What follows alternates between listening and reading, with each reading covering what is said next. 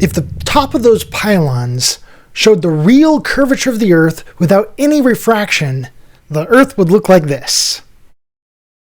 This is not true. Here is proof.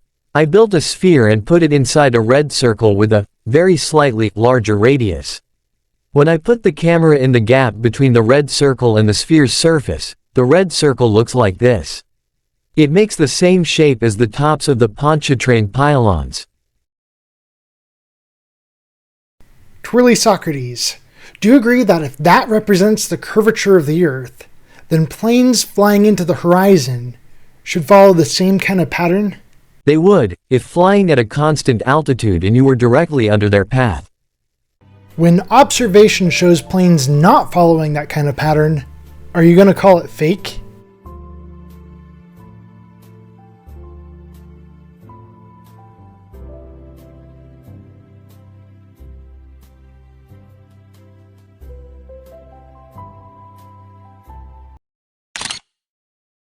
If that plane is flying in a straight line at a constant altitude, close to directly over the viewer, and the viewer is zoomed in, it should look like the red line I built.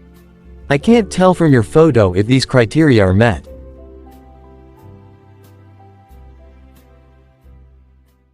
If Pontchartrain shows this much curvature over a mere 15 miles, then planes should look like this when they are flying into the horizon way more than 15 miles away.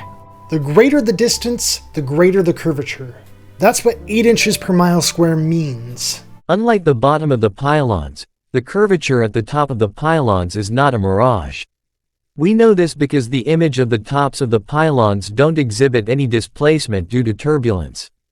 Do you agree that you generally don't see distortion from the wind in a still photo? No. You can see when straight lines, metal struts, girders, etc. look distorted. Do you agree that wind makes it more difficult to see a mirage, not less difficult? Probably, sure.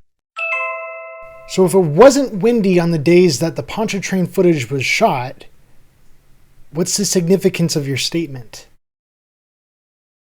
TwirlySocrates has chosen not to answer. TwirlySocrates, do you agree that the horizon is at eye level in one photo, but not in the other, because of the different atmospheric conditions? No. The camera is angled up in the dock photo. Changing the camera angle won't change the lines in a room. They're still going to point in the same direction. I agree. Disregard my answer about camera angle. I didn't understand what you were asking. Okay, so do you agree that changing your camera angle is not the reason one horizon is at eye level and the other one is not? I agree that camera angle has nothing to do with where the horizon physically is.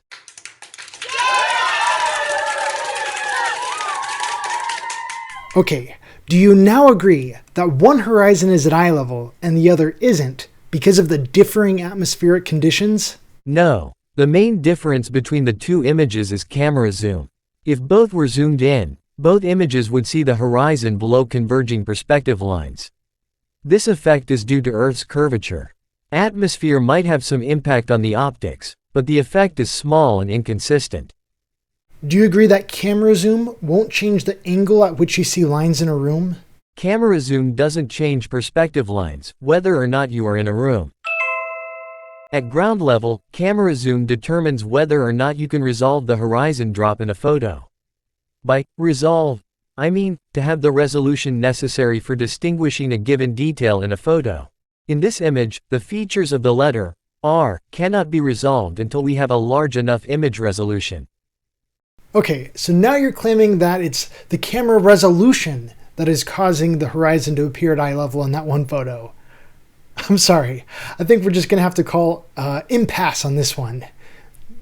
You're just not going to convince me of that one. I'm sorry. Thank you all for watching. This message has been brought to you by the Flat Earth Institute of Science. With a shout out to our Flat Earth friends at jadecals.com.